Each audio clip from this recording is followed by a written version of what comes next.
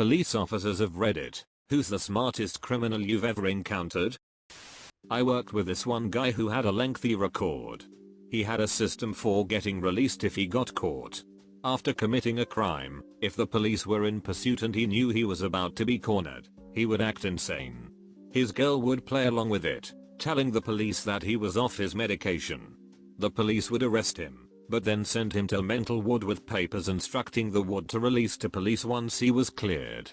Once he was in the mental ward, he would cause a distraction that would make the person attending the desk with the file cabinet to leave said cabinet. He would then crawl to the file cabinet, look for his release to police papers, and then would literally eat the papers.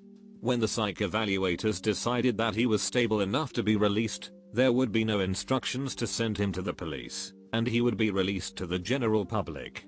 He did this about 10 times until police officers noticed him back on the streets. This stunt forced the state to change their procedure for detaining mentally unstable suspects. My favorite was the guy who stole a post office mailbox off the street, repainted it, and then put it next to the night deposit box at a bank, and hung an out of order sign on the deposit box. All the businesses came along and dropped off their deposits in the mailbox. A guy I went to high school had been stealing from Walmart in a pretty clever way. He would grab video games, MP3 players, beer, etc., and throw them away in a trash can in the garden section. The workers never checked the trash contents, and he would just wait, sometimes 5 hours until they emptied the trash in the back dumpster, and hop in to get his items. Once he took a cardboard box from a display inside, filled it with video games, a PS3, and extra controllers. He grabbed some tape and pens and drew all over the box and taped it up to make it look used, and tossed it. An hour later he had a whole new PS3 and stack of games. This was in the late 90s, early 2000s. A guy in my dorm came to school solely to deal drugs. He took out student loans, registered for a bunch of 300-person freshman survey courses, where he would never be missed, then literally never went to class. All he did was go to raves and concerts and keggers and sell party drugs. After the first semester, he was suspended. He wrote the usual, "I was young and dumb and in over my head" sob story, and got put on probation for a semester. So he had a repeat of the full. At the end of the year, he was kicked out, and didn't care. He made something on the order of $150,000, in return for about $8,000 in student loans to cover a year of housing and tuition. So far as I know, he was never caught. It may have been a short-sighted maneuver in the long run, but in the short run it seemed fairly genius to effectively use federal loans to start your drug business. I'm not a cop, but I worked crime scene. This guy had attached GPS to the bottom of people's cars who owned houses he wanted to rob. He did it to ensure they wouldn't be showing up while he was ransacking the place. I heard about one person that pulled a shoplifting scam on a large, popular and well-known US retail store. They walked in with some cheap nylon product to get one of those "I walked in with this" stickers they used to put on returning merchandise. The sticker easily peeled off the product undamaged. They walked to the electronics department, grabbed an expensive box off the shelf, and went to customer service. They placed the sticker on the big box, and asked if they could return the item without a receipt. Unfortunately, no. Not without the original receipt. Dang it, and they walk out. Customer service even gave the doorman the thumbs up, having just interacted with the customer. This took place before widespread inventory controls and cameras absolutely everywhere. I remember an officer telling me about a B&D alarm he and his team responded to. No one was there to report the alarm. It must have been a security monitoring company that called. When police showed up, everything seemed normal. Most lights were off, and there was an employee still working. Explains he was there working late and must have set off an alarm. They almost believed him, until he said, "Huh," before saying the name of the company he worked for. After that it was downhill, but with a little more research he would have pretty much gotten away with it. Most of them are really stupid, so this guy isn't a criminal mastermind, but here goes. He wanted to rob a jeweler's on our city's main street. So he found out the flat beside the jeweler's was empty, and he hid there.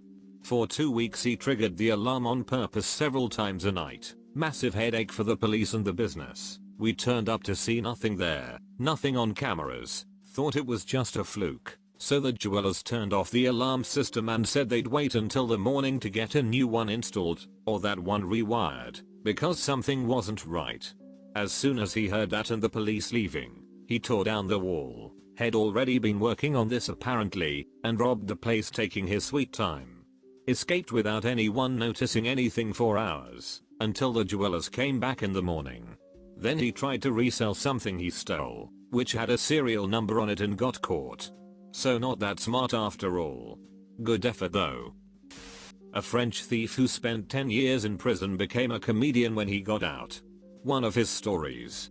Finds a building, goes in, chooses a floor, and transforms the exit door into an extra apartment. Puts the apartment number, fake lock, welcome rug, etc. Puts an iPhone for sale. The person comes to buy it. He opens the door in a shower robe and says, "Give me 1 second, I'm just gonna count the money," and poof. He's gone from the exit stairs. A friend of my brother moved to Israel where for a period of time it was / acceptable to drive with an American driver's license. He was pulled over for speeding, and when asked for his license, gave the officer his Costco card. Costco is a membership-based retail warehouse in the US and a few other countries. The exchange apparently went something like this. "Officer, Costco? What is Costco?" "Friend, it's the state I'm from." "Officer, that sounds made up." "Friend, there are lots of states you probably haven't heard of. Have you heard of Arkansas? How about Idaho?" "Officer, I guess not." "Friend, well I'm from the small state of Costco." The officer didn't have a response and wound up writing the ticket to someone with a Costco driver's license. Friend framed the ticket and still has it hanging on his wall. Reminds me of a family friend of mine.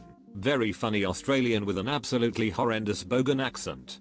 Well, late 80s he's driving through Texas and runs a red light, and is immediately pulled over by a 250-pound Texan police officer with an equally horrendous accent. The way the story goes, this man is obviously not the brightest chap. So our friend, when asked about running the red light, gets very apologetic and explains that he gets easily confused, because in Australia you know how things are reversed down there. Red means go and green means stop. The cop actually let this man go with a warning. I did not know that. Well, in America, red means stop, so don't make this mistake again. One guy would print barcodes, bring them into Home Depot and stick them on merchandise in the $100 range. When scanned, the items came up around the $10 range. Putting random barcodes on things isn't really illegal and super hard to notice. Guy 2 would come in an hour later and buy the underpriced stuff. Complete plausible deniability. They would then sell the stuff on eBay. Only reason they got caught is because the guy with the barcode printer / software cut the second guy out of the operation. So guy 2 stole a bunch of barcodes, put them on the merchandise and paid for it immediately afterwards. He then proceeded to rat on the first guy, and spilled the beans. They had been doing this on a weekly basis for over 4 years.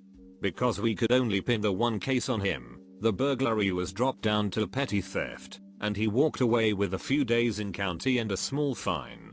Dude probably took Home Depot for tens of thousands over the years. Guy I went to high school with kept selling this gold necklace under a fake ID to jewelry stores. When he had cash in his hand from the sale, he'd flash a real looking airsoft gun and demand the necklace back. Worked about twice until the third guy knew what the deal was if someone tried selling this one particular necklace. Shop owner went in the back to reference an appraisal book, and just called the cops. Funny part was he got like a year for the robberies, but using the fake gun added 5 years to the sentence. Probably someone who committed a crime I never solved. With that being said, I had a guy use a sledgehammer to smash his way through a wall at a Best Buy and steal a bunch of phones and cameras. He was smart enough to wear gloves and a face mask, and not touch anything he didn't have to. Alarms didn't go off until he exited out the back door, which the alarm company gets after a minute or two, and takes them like 3-4 minutes to call into us, giving him a good 5-minute head start. So he was probably a few miles away before we got dispatched to it. He clearly scoped out the area before doing his deed too. Smart dude. Edit. So part of the building was built into a hill, so the hole was on the back side of the building along the grade line. But when you're inside the building, it was about 8 feet up, so it was easier for him to leave out a door. Also the wall section where he broke through was hollow cement block. The portion of the wall below that was poured concrete. Not a police officer, but was an RA in college. My university owned all the houses adjacent to campus. These were unlike dorms, with RA and the same rules, which included a very strict no alcohol policy. It was a privilege to live in the houses, and priority was given to upper class men who were more likely to bend that rule, because they were of age and it was harder to police off campus in houses.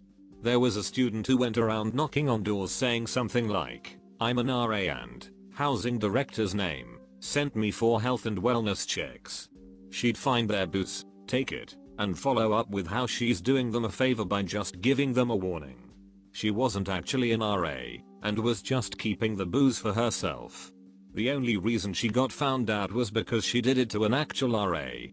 The RA was male, they kept men and women housing separate, and just assumed he didn't know her because of that. It was only later he questioned why they had a female doing wellness checks on male housing. They did an investigation and asked other residents. Incidents dated back previous 2 years. Never found out who it was. Here's one. I knew this guy back in the early 80s. Let's call him Jim. Well, he really wanted this high-powered superbike, but he knew he couldn't ever afford it. So what he did was to take a drive to London and scout it about for a few days until he found that particular model parked outside a house. He goes back that night with a slide hammer, pulls the lock, and steals a bike. He gets it home, puts it in his garage and completely strips it, so that the only thing left is the frame and the bottom half of the engine, which he drags into the weeds at the bottom of his garden. Then he pours fuel over it and burns it a bit. A few weeks pass, and weeds have started growing over it. It's at that point he calls the cops and reports that someone had dumped a bike frame in his garden. The cops show up, and he explains that he just got back from being away and found it. The cops take the frame and note down his name and address.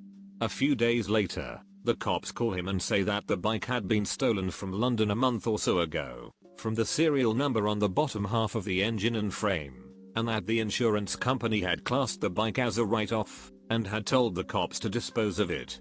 Now, because the frame was found in his garden, and the insurance company didn't want it, the cops were duty-bound to ask him if he wanted to keep it, or if they should throw it.